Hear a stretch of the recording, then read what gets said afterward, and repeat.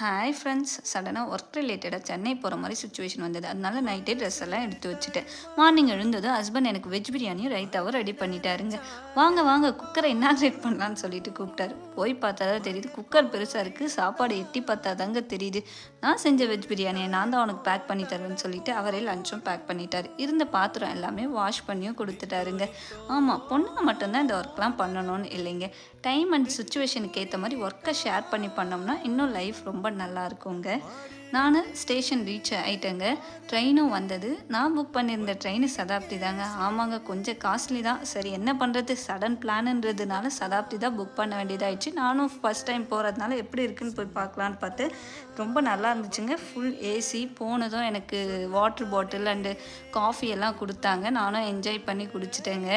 ஆனால் என்ன, ட்ரெயின் தான் எக்ஸாம் ஹால் மாதிரி அமைதியாக வந்தது. பட் என் ஃப்ரெண்டு கூட வந்திருந்ததுனால அவங்க கூட நான் நல்லா பேசிட்டே போய்